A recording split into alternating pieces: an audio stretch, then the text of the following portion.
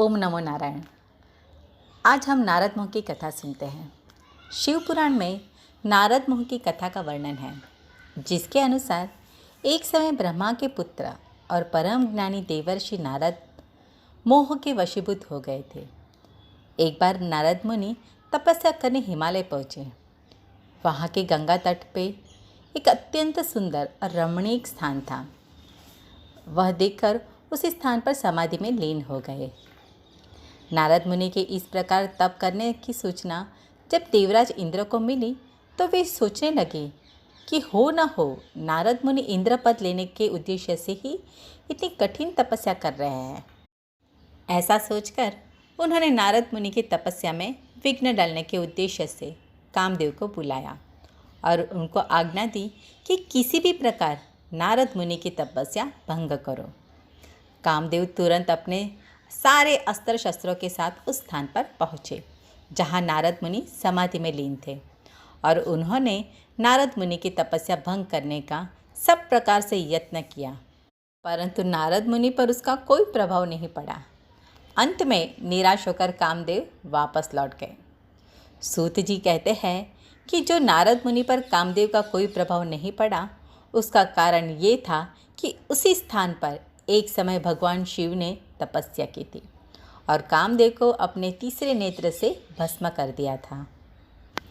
कुछ समय बीतने पर जब नारद मुनि की साधना पूर्ण हुई, तब उनके मन में कामदेव पर विजय पाने का गर्व हो गया और वे इस वृत्तांत को भगवान शिव को सुनाने कैलाश पहुँचे और कामदेव पर विजय पाने का सारा वृत्तांत भगवान शिव को सुनाया।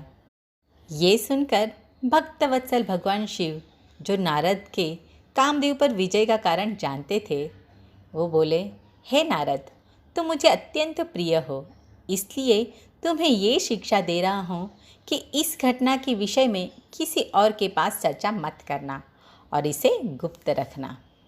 पर मन में अहंकार हो जाने के कारण नारद मुनि ने भगवान शिव के परामर्श को नहीं माना और ब्रह्मलोक पहुँचे। वहाँ पहुँचकर उन्हें ब्रह्मा जी की स्तुति करके उनसे भी इसी घटना की चर्चा की। नारद मुनि ने सोचा कि उनके द्वारा काम विजय का समाचार सुनकर पिता ब्रह्मा उनकी प्रशंसा करेंगे, पर ब्रह्मा जी ने भी भगवान शिव के समान ही नारद के इस विषय को गुप्त रखने को कहा। निराश होकर नारद मुनि विष्णुलोक पहुँचे। वहाँ नारद मुनि को आए देखकर अंतर्यामी भगवान विष्णु ने नारद मुनि का बहुत प्रकार से स्वागत किया और उन्हें उचित आसन देकर उनके आगमन का कारण पूछा। तब नारद मुनि ने भगवान विष्णु को अपने काम विजय का सारा वृत्तांत कह सुनाया। नारद मुनि के अहंकार युक्त वचन सुनकर विष्णु भगवान ने नारद मुनि की बहुत प्रशंसा की। तब नारद मुनि भगवान विष्णु को प्रणाम करके गर्वित भाव से वहाँ से चल दिए। भगवान विष्णु अपने भक्तों की हर प्रकार से रक्षा करते हैं, अहंकार पतन के द्वार खोल देते हैं। इसलिए अपने परम भक्त नारद के कल्याण के उद्देश्य से भगवान विष्णु ने एक माया रची। उन्होंने नारद मुनि के मार्ग में एक विशाल नगरी की रचना की, जो हर प्रकार से सुंदर, सुशोभित और रमणीक था। जब नारद मुनि वहाँ पहुँचे तो देखा कि वहाँ के राजा ने अपनी पुत्री के विवाह के लिए स्वयंवर का आयोजन किया है, जिसमें बहुत से राजा और राजकुमार पहुँचे हैं। तब नारद मुनि उस राजा के महल में पहुँचे। नारद मुनि को देखकर राजा ने उनको सिंहासन पर बैठाया और उनकी हर प्रकार से सेवा सत्कार की। इसके बाद राजा ने अपनी पुत्री को बुलाया और नारद मुनि से कहा कि हे मुनि विशारद, आप तो ज्योतिष के महाज्ञानी हैं। मैंने अपनी पुत्री के विवाह के लिए स्वयंवर का आयोजन किया है। कृपया इसका भाग्य बताइए, इसे कैसा वर मिलेगा, आदि आदि। जब नारद मुनि ने उस परम सुंदरी राजकुमारी का भाग्य देखा तो चकित हो गए। सब प्रकार के सुंदर लक्षणों से संपन्न उस राजकन्या को देखकर नारद मुनि ने कहा, हे राजन, आपकी कन्या समस्त शुभ लक्षणों से युक्त है, परम सौभाग्यशालिनी और साक्षात लक्ष्मी के समान ही है। जो भी इस कन्या से विवाह करेगा वो चक्रवर्ती सम्राट बनेगा। देवता और असुर भी उसे पराजित नहीं कर पाएंगे। ऐसा कहकर नारद मुनि राजा से विदा लेकर वहाँ से चल दिए और मन ही मन उस कन्या से स्वयं विवाह करने की इच्छा रखने लगे। इस प्रकार तत्वज्ञानी नारद जी मोह माया के चुंबकीय आकर्षण में फंस गए। समस्त नारियों को सौंदर्य सर्वथा प्रिय होता है और इस संसार में भगवान विष्णु से सुंदर कौन है, ऐसा सोचकर नारद मुनि विष्णुलोक पहुँचे। उनको आया देखकर भगवान विष्णु अपनी ही माया से मोहित नारद मुनि से उनके आने का कारण पूछा। तब नारद मुनि ने भगवान विष्णु से सारा वृत्तांत सुनाया और कहा, हे नाथ, मुझे अपनी ही समान सुंदर रूप दे, जिससे वह कन्या स्वयं मेरा वरण करे। ये सुनकर भगवान मंद मंद मुस्काने लगे और कहा, हे मुनिराज, जिसमें भी तुम्हारा भला हो मैं वही काम करूँगा, तुम उस स्थान को जाओ। ऐसा कहकर भगवान विष्णु ने नारद मुनि के सब अंग प्रत्यंग अपने ही समान कर दिया, पर मुख वानर का दे दिया। अपने अंगों को भगवान के समान हुआ देखकर नारद मुनि अत्यंत प्रसन्न हुए और स्वयंवर में पहुंचकर जहां राजगण बैठे हुए थे वहीं जाकर एक आसन पर विराजमान हो गए और मन में सोचने लगे कि मैंने तो भगवान विष्णु के समान रूप धारण किया हुआ है, अतः वह राजकुमारी अवश्य ही मेरा वरण करेगी। पर नारद मुनि इस बात से अनभिज्ञ थे कि उनका मोह कितना कुरूप है।